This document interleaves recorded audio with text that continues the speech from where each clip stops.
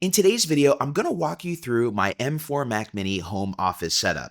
Now, if you're new here, my name is Jeff Fagien. I'm a filmmaker, DP, and content creator. I do a lot of content here about cameras, gear, anything related to making videos. So if you're interested in that, make sure to hit the subscribe and notification bell to keep up to date with the latest videos like this. But today I'm going to show you how I was able to take the M4 Mac Mini and slot it into my home editing ecosystem without having to buy anything. Now, I have a lot of accessories, but I didn't have to go out and buy them. I had a lot of these existing, and I wanted to show you this walkthrough because I'm putting my money where my mouth is. I bought the M4 Mac Mini to use as my home editing machine, and I was intrigued at how inexpensive it was for what it is. Now, you do have to add some accessories in order to make this usable. It's not like a laptop that has everything built in, but that's why I'm going to show you everything in today's video, walk you through what I'm using, and hopefully if you're trying to build out your home studio, your desk, and you're using an M4 Mac Mini, this may help you with some of the decisions you're trying to make on what you want to buy for your M4 Mac Mini. So let's walk over to my desk. So here's the Mac Mini on my desk, and here is my overall setup. I have 3 monitors. I have a 32-inch TV, I have the old Apple Thunderbolt display, and I have a 24-inch generics display that is very color accurate. And the reason I have 3 displays is mainly for when I'm editing. I have my timeline and main display on the Thunderbolt display, but it's getting old, so I don't use that for color corrections. I actually use this 24-inch display for all my color corrections because it's the most color accurate. And then I leave the 32-inch display up because it is only 1080p and it's using the HDMI port, but I leave it for emails, media, whatever I want to play in the background while I'm editing. And this is all on one computer. It's all on the M4 Mac Mini, which is pretty insane. Let's talk about all the accessories aside from the monitor. So I'm using the Magic Keyboard and the Magic Mouse. These are leftovers from my 2020 iMac. I actually never use these. I use a wired keyboard and I use a gaming mouse on my iMac for a variety of reasons, especially because I game occasionally on that iMac, which you can't really do on Apple Silicon because it can't use Boot Camp. Then let's talk about everything that's connected to it. So here's the Mac Mini. On one of my Thunderbolt 4 ports, I have this OWC 2 terabyte Thunderbolt 4 drive, and I use this as my main hard drive with all of my information on it.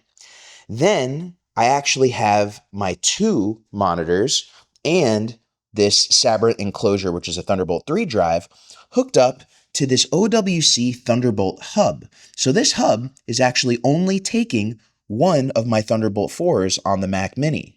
So I'm actually only using 2 out of the 3 Thunderbolt 4s on the Mac Mini because on here, I'm using all 3 of the Thunderbolt 4s. Again, 2 for this display, and then the other for the SABRENT drive, which is a Thunderbolt 3 drive, which I'm getting my full speeds since this is redistributing Thunderbolt 4, which is great. So I have my 2 SSDs, I have the 2 monitors, then the OWC also has a USB-A on the front, which I plugged in this Delkin memory card reader, and the reason I use this is it has SD card, it has micro SD, but mainly it has CFast 2.0, which I use on my Red Komodo. So this is definitely more of a niche accessory. But the other thing it lets me do is it has a USB-A built in. So whenever I need to plug in a USB-A device to my Mac Mini, I just plug it into here. I have these 2 USB-Cs open at all times. A lot of the times I'm really just using this small little drive from Samsung when I need to do transfers between my phone or other computers and I don't want to do it wirelessly, but I typically leave these open. I also have some other devices I plug in here, but I don't leave them plugged in all the time. I typically just use them when I'm transferring cards or media off my cameras. Now, the other thing I have is this wireless speaker. Now, I have these Blue Sound speakers throughout my apartment, and I wirelessly connect them to the Mac Mini when I'm watching movies, listening to music, surfing the internet. They work really well, and there's actually 0 delay. It works with the computer to make sure that the audio and the video are synced. But what they don't work for is editing. Editing doesn't work like that. There's always a delay when I use this speaker system in editing, so I don't use these speakers when I'm editing. I use one of 2 things. I actually use the built-in speakers to the Thunderbolt display, which are pretty decent. And then if sound is super critical, I just put my AirPods in and I listen to the music through that way because there's no delay in the audio from the editing suite when I'm using my AirPods. but there is, unfortunately, when I'm using this. But these are cool just because I have them around the apartment.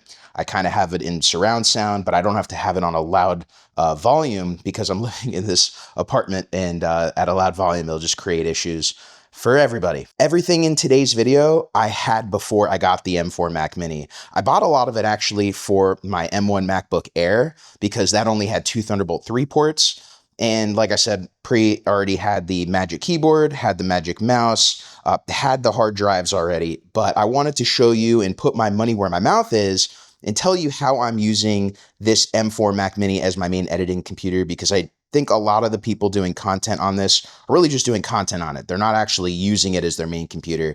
And I'm telling you, the M4 Mac Mini can totally be used as your main computer, but you do have to add stuff to it. As you can see, I've got a lot added here, and I've tried to keep it as nice and compact as possible, even though it is a lot of accessories. So that is my M4 Mac Mini setup. If you have any questions or any content you want to see on the M4 Mac Mini, let me know in the comments below. And if you got knowledge and value out of today's video, please make sure to hit that like, subscribe, and notification bell to keep up to date with the latest videos on the channel. And until next time, my name's Jeff Fagien. Thank you for joining me as always, and I will catch you in the next video.